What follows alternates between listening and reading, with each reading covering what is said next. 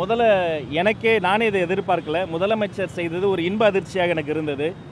பல இடங்களில் வந்து ஒரு சில விரும்பத்தகாத கோஷங்கள் எழுப்பினார்கள், பதாகைகள் வைத்தார்கள். மாண்புமிகு முதல்வர் அவர்களை கூட இழிவுபடுத்தி சில இடங்கள் பேசினார்கள். ஆனால் தாயுளம் கொண்ட தலைவன் அந்த தாயுளத்தோடு தன் மீது எந்த வசவாளர்கள் வசைப்பாடினார்களோ வாழ்க வசவாளர்கள்னு அண்ணா வழியில் நீட்டுக்கு எதிராக போராடிய அத்தனை பேரினுடைய வழக்குகளையும் அவர் ரத்து செய்திருக்கிறார். இந்த நேரத்தில் ஒட்டுமொத்த மாணவர்களின் சார்பில் மாண்புமிகு முதலமைச்சர் அவர்களுக்கு என்னுடைய சிரம் தாழ்ந்த நன்றியை தெரிவித்துக் கொள்கிறேன். அதே மாதிரி இந்த போராட்ட களத்தில் இருக்கக்கூடிய அந்த மாணவர்களோடு ஒத்திசைவாக அவர்களின் உணர்வுக்கு மதிப்பளித்து தானும் இருக்கிறேன் என்பதை தான் தலைவர் வெளிப்படுத்தியிருக்கிறார்.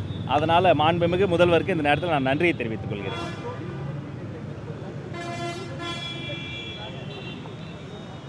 அது என்னன்னாங்க, திட்டமிட்டு மாண்புமிகு அமைச்சர் கீர்த்தனா அவர்களின் மீது வன்மத்தோடு பொய் பரப்புரை செய்யப்படுகிறது. ஒரு வலைதளத்தில் கூட சில தகவல்கள் வெளியாகி இருந்தது.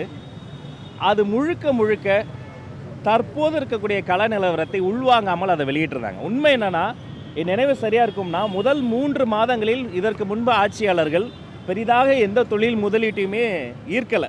ஆனால் மாண்புமிகு அமைச்சர் கீர்த்தனா அவர்களின் தலைமையில் அந்த துறை முதல் 3 மாதங்களே மிகப்பெரிய முதலீடுகளை ஈர்த்திருக்கிறாங்க. அவர்கள் முதல் 6 மாதத்தில் தொட்ட ஒரு தூரத்தை கிட்டத்தட்ட 50 நாட்களில் அந்த துறை தொட்டிருக்கிறது. ஒரு பெண், ஒரு மாண்புமிகு அமைச்சர், ஒரு இளம் அமைச்சர், அவரினுடைய சாதனைகளை திட்டமிட்டு சிறுமைப்படுத்த முடியாது. அவர் சிறப்பாக செயல்பட்டு கொண்டிருக்கிறார். பேசும்போது நடிகர் கூட்டத்திற்கு பின்னால் போகிற கூட்டம்னு சொல்லி பேசியிருக்காரு. நடிகருக்கும் தலைவருக்கும் வித்தியாசம் கூட்டம்னு சொல்லியிருக்காரு. அதுக்கு நீங்கள் என்ன சொல்ல விரும்புறீங்க? அவரே சினிமா துறையிலிருந்து வந்தவர் தான். இப்போ புரட்சி தலைவர் எம்ஜிஆர் யார், பொன்மனச்செம்மல் எம்ஜிஆர் யார், புரட்சி தலைவி அம்மா யாருங்க? திரையில் மட்டுமே நடிக்கக்கூடிய தலைவர் எங்களுடைய தலைவர்.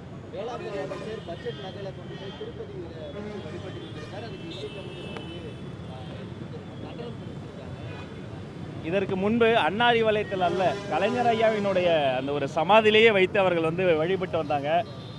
இது வந்து அவருடைய ஒரு தனிப்பட்ட ஒரு இறை நம்பிக்கையை வந்து நம்ம வந்து அப்படி விமர்சனம் பண்ண முடியாது. இதற்கு முன்பு இது மாதிரி நடந்திருக்கிறது.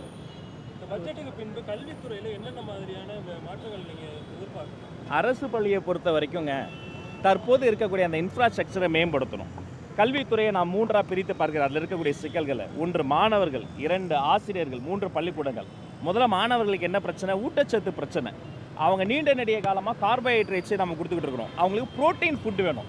அப்போ அந்த சிக்கன் பிரியாணி வேணும்னு நான் வந்து ஒரு பரிந்துரை செய்திருக்கிறேன். நல்ல பாதுகாப்பு வேணும், அதற்கு வந்து நல்ல சீருடை வேணும், தரமான சீருடை வேணும். இப்போ எங்கள் அண்ணன், எங்கள் அப்பாங்க காலத்தில் இவங்கெல்லாம் இருக்கிறாங்க, அவங்க காலத்திலேருந்து இப்போ என்னுடைய காலம் வரைக்கும் அது ஒரு போர் அடிக்கக்கூடிய, பாதுகாப்பை முழுமையாக உறுதிப்படுத்தாத ஒரு சீருடையாக இன்னும் மேம்படுத்தணும். அந்த சீருடையினுடைய பட்டன் போடுற டைப்பாக இருக்குது. யோசிச்சு பாருங்கள், ஒரு ஸ்கர்ட்டை போட்டுக்கிட்டு என்னுடைய மாணவி சறுக்கு மரத்தில் விளையாடுறது சுலபமாக இருக்குமா?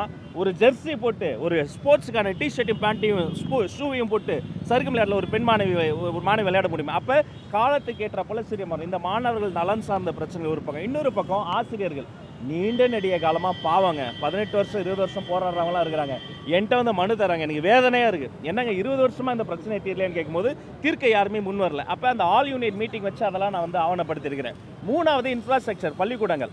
அங்கே கழிப்பறைகள் கட்டி கொடுக்குறோம், ஆனால் அது மெயின்டெனன்ஸ் பண்ணுறதுக்கு ஆளே கிடையாது. அங்கே வகுப்பறைகள் கட்டி தராங்க, ஆனால் உலகத்துக்கு ஏற்ற மாதிரி ஸ்மார்ட்டாக மாறல. அப்போ இந்த 3ஐயும் அடுத்தடுத்து வரக்கூடிய இடங்களில், அடுத்தடுத்து வரக்கூடிய மாதங்களில் பகுப்பாய்வு செய்து சீராய்வு செய்து மேம்படுத்தணும். குறிப்பாக மாணவர்களுக்கு மருத்துவ பரிசோதனையில் நாங்கள் முன்னெடுக்க போகிறோம். ஒரு டென்டல் செக்அப் பண்ணுகிற போது அந்த குழந்தைக்கு பல் எப்படி இருக்குது, சொத்த பல் இருக்கான்னு தெரியும். அந்த குழந்தை வேறு ஏதாவது போதைப் பொருளை பயன்படுத்தினா அதோடைய செடிமெண்ட்டில் தெரியும். பாக்கைக்கு யாராவது இன்ஃப்ளூயன்ஸில் குழந்தைக்கு கொடுத்துருந்தாங்கன்னா அதோடைய அந்த வாசத்தில் தெரியும். கஷ்டமாக ரொம்ப மோசமான அந்த சப்ஸ்டன்ஸ்லாம் யூஸ் பண்ணியிருந்தா கூட அதோடைய செடிமெண்ட்ஸில் கண்டுபிடிச்சிட முடியும். அப்போ பீரியாடிக்கலான அந்த மருத்துவ பரிசோதனை மூலமாக நான் குழந்தைய வந்து ஒரு விக்டிமாக தான் பார்ப்பேன். தவறான பாதையில் ஒரு குழந்தை போகிறான், வன்முறையின் பாதையில் போகிறான்னா அவனை நான் வந்து வில்லனைஸ் பண்ண மாட்டேன். யாரும் இன்ஃப்ளூயன்ஸ் பண்ணி இப்படி பண்ணுறாங்க. அப்போ அந்த குழந்தைகளுக்கான மருத்துவ பரிசோதனை, உளவியல் பரிசோதனையும் முன்னெடுப்பதற்கான முயற்சிகள் தொடங்க. உளவியல் பரிசோதனை பற்றி மாணவர்களுக்கு சொன்னீங்க, அதற்கு என்ன வகையான இது எடுத்துங்க? ஏன்னா நிறைய சைக்காலஜிஸ்ட்டை வந்து வெஸ்டர்ன் கண்ட்ரீஸில் ஸ்கூல்ஸில் வந்து டிப்ளாய் பண்ணுறாங்க. அது மாதிரியான டிப்ளாய்மெண்ட் வந்து இங்கே தமிழ்நாட்டில் இருக்குமா? அரசு பள்ளியை பொறுத்த வரைக்கும் எதுவுமே கமிட்டிஸ் கூடி தான் முடிவெடுக்க முடியும். இப்போ பாடத்திட்டத்தில் ஆர்டிஃபிஷியல் இன்டெலிஜென்ஸ் கொண்டு வரணும், அதை ஆர்டிஃபிஷியல் இன்டெலிஜென்ஸ் அறிமுகத்தையே தாண்டி ப்ராம்ப்ட் இன்ஜினியரிங் கொண்டு வரணுங்கிறது என்னுடைய சிந்தனையாக இருந்தாலும் அதற்கு 30 பேர் கொண்ட குழு அமைத்து ஓய்வு பெற்ற நம்முடைய விஞ்ஞானி மதிப்பிற்குரிய ஐயா நம்மளுடைய மயில்சாமி அண்ணாதுரை அவரை வந்து சேர்மனாக கொண்டு வந்து கல்வியாளர்கள்லாம் கொண்டு அப்படி தான் கொண்டு வரணும். இப்போ தனியார் பள்ளியில் ஒரு விஷயம் பண்ணுறாங்கன்னா அவங்க உடனே போகிறோம். ஆனால் அரசு பள்ளிகள் வந்து முறைப்படி தான் செய்ய முடியும். அப்போ அந்த உளவியல் ஆலோசனை என்பது திட்டமிடப்பட்டு நன்கு ஒரு கமிட்டி ஃபார்ம் பண்ணிட்டு யார் துறை சார்ந்த நிபுணர்களோ அந்த துறை சார் நிபுணர்களை வைத்து செயல்படுத்தப்படும். ஆமாம் ஆமாம் ஆமாம் முதல்வர் சார்பாக நானே போகிறேன். நாடாளுமன்றத்தினுடைய புலி வைகோ அவர்கள், அவர் மதிமுகவுக்கு மட்டுமல்ல அரசியல் உலகத்துக்கே பெரிய பீஷ்மர், பேச்சுலகினுடைய பிதாமகன். எங்களை பொறுத்த வரைக்கும் வைகோ அவர்களை இந்த நாடே கொண்டாட வேண்டும், தமிழ் கூறும் நல்லுலகம் கொண்டாட வேண்டும். மாண்புமிகு அமைச்சர், மாண்புமிகு முதலமைச்சர் எங்களுடைய அண்ணன் சார்பில் நாங்கள் செல்கிறோம், அவரை கொண்டாடுகிறோம். அந்த நூலை பெறக்கூடிய பெரும் வாய்ப்பு எனக்கு இருக்கிறது. நானே கலந்து கொள்கிறேன்.